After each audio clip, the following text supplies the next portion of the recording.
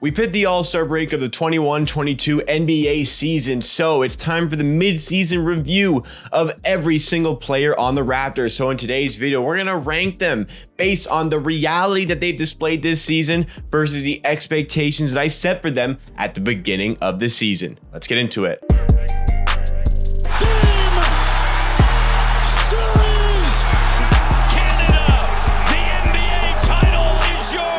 Welcome NBA and Raptors fans to Amateur Hour Sports, your source for dedicated Raptors content at least 4 times a week. So if you like the Toronto Raptors, you're going to love Amateur Hour Sports. So make sure you keep it locked by subscribing to the channel. Help us on the road to 9,000 subscribers and stay up to date with all those great Raptors videos coming your way very, very soon. But today's video, like I said, we're going to be doing a tier list again. We're going to be ranking every Raptors player, every person who's played for the Raptors at least once so far this season. We're going to rank them based on the expectations I set for them this season at the beginning of the season, and we will compare that to the reality and what they've actually showcased so far for the Raptors. So without further ado, let's get into that tier list setup. All right, so as I said in the tier list setup for today's video, let's look at the 7 categories that we're going to be using to rank everybody who has featured at least once for the Raptors this season. They're going to be the players who exceeded their expectations extremely, who went above and beyond the expectations that I had for them going into this season. The players that were better than expected, but not quite the above and beyond of the people in the S tier up top. There are the players that met their expectations, who performed to what I would have expected them to perform this season. There was absolutely no harm in that. There is the players who were worse than I expected them to be, the players who were way worse than I expected them to be. Then there is the spent too much time in Miami tier for the players who spent too much time in Miami for the Raptors this season. And the last category is just the players who did not play enough games this season. So let's get into the tier list in no particular order, just a random one that has been assigned, starting with Sam Dekker. Now, we love the legend of Sam Dekker, but he only actually featured in the 1 game for the Raptors this season, so obviously not enough games. Second one, oh boy, it is a spicy one. Pascal Siakam, there's nowhere else he could be. I gotta be like one of the biggest Pascal Siakam fans out there. Like, I stuck my neck out for this guy when almost the entire fan base was going up against him, but he has just been sensational since he fully recovered from that shoulder surgery. When he started the season, he still wasn't quite 100%. Healthy does not mean 100%.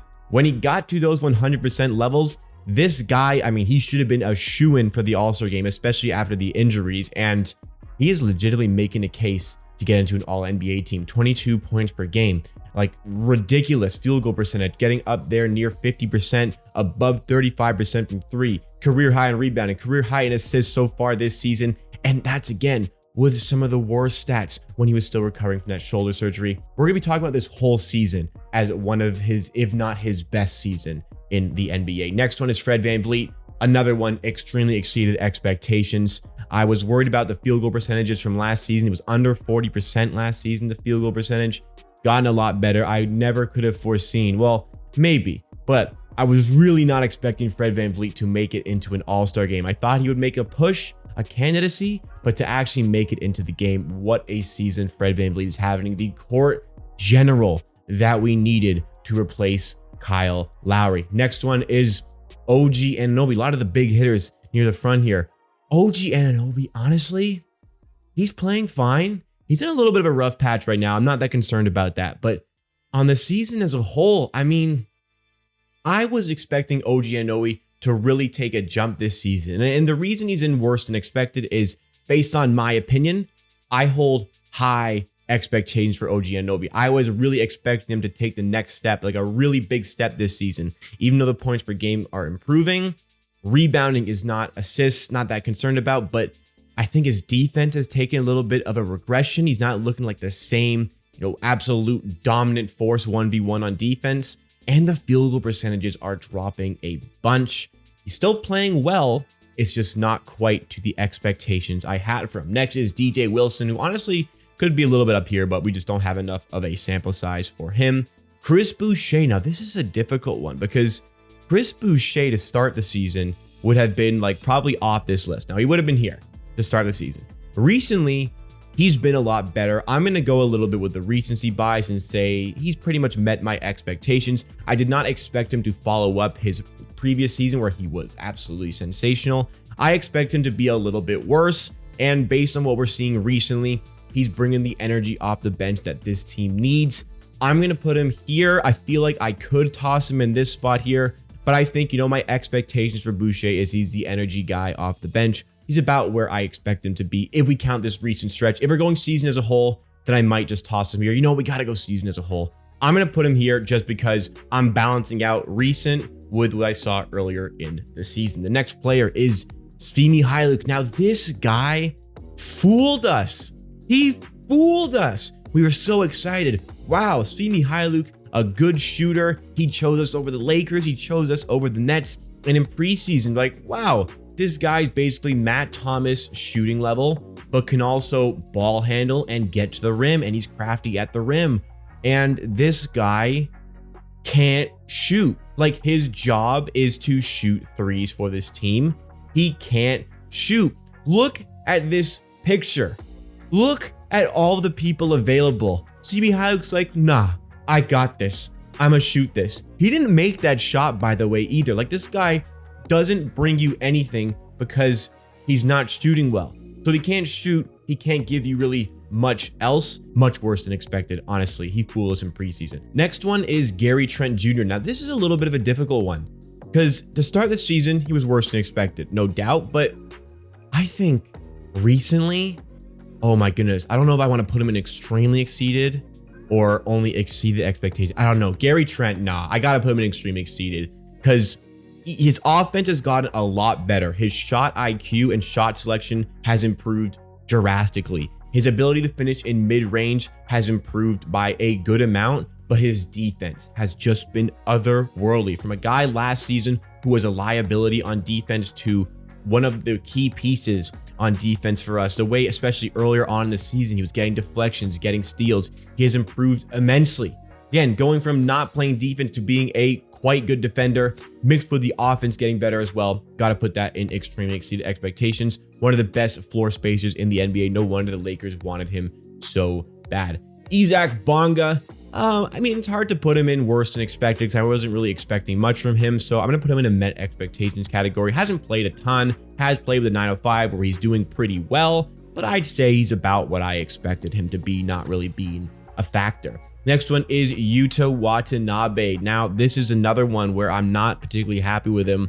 Don't know if I want to put him all the way down here. I would say worse than expected for Yuta Watanabe.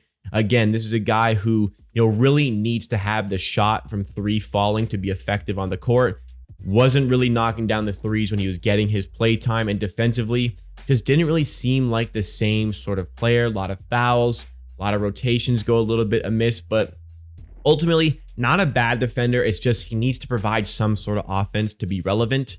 He isn't providing any offense when he gets the time. Next one is Tremont Waters. Again, not enough games. He had that good start to that Cleveland game he played in, but then just started chucking threes. Actually, torched the Raptors 905 last night. I was at that game and he went absolutely off. But anyways, next one is Precious Achiuwa.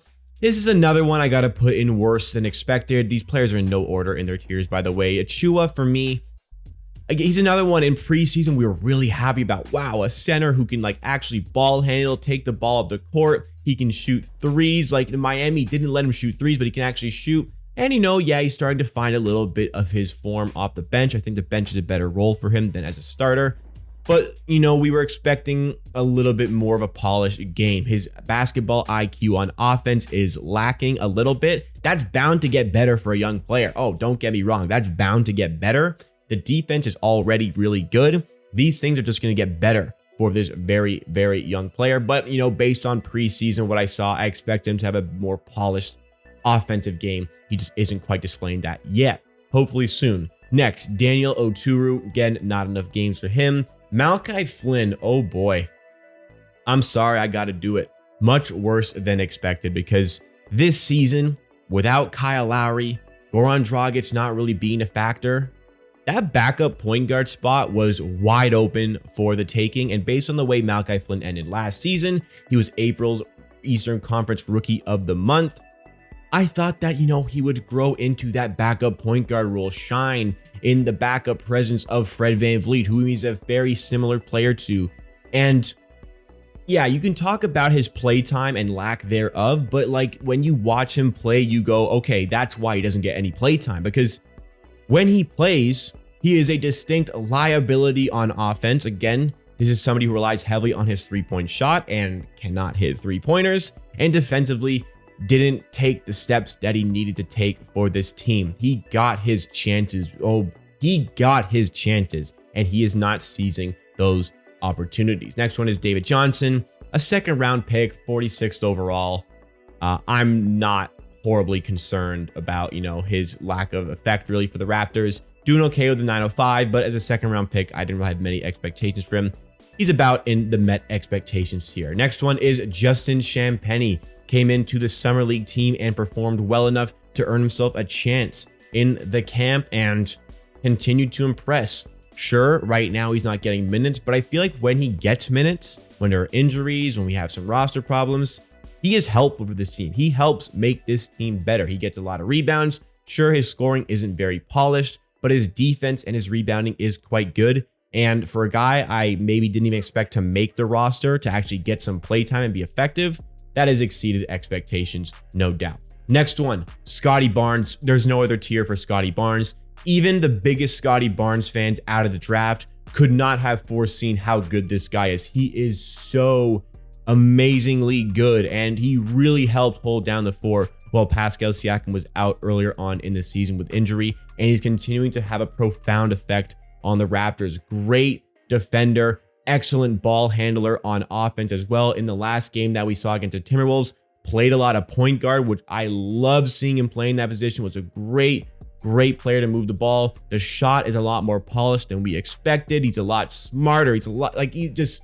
so much better than we expected. We've talked a lot about Scottie Barnes. We talked so much about him. Don't need to go into any more detail. Easily, extremely exceeded expectations. Next one is exceeded expectations, and that is going to go for Delano Banton, because as a second round pick, I had the same thoughts about David Johnson, but Delano Banton has been, somewhat effective for the Raptors. He's had some bad performances. He had a bad couple of months, but for him to be as good as he is based on where he was selected in the draft, he has definitely been above what I expected from him. I didn't expect him to have really any role with the Raptors. Anytime you can get some NBA output out of a second round pick, especially a mid to late second rounder, that's a W. And that is a W for this pick. One of the steals of the draft, in my opinion. Next one is Juwan Morgan. Again, not enough games played. Thaddeus Young. Jury's still out on Thaddeus Young. Next one is Goran Dragic. And we're going to have to put him in the spent too much time in Miami tier, because Goran Dragic just spent way too much time in Miami instead of helping the Toronto Raptors, who desperately needed some extra guard depth. And the final player on the list is Khem Birch, and he is in the met expectations category. He's had some injury problems, but I was expecting a solid backup center when we got him, and even though he started a lot because we didn't get a true center to actually start games for us, he's been exactly that, a solid backup center, gives you some good minutes off the bench.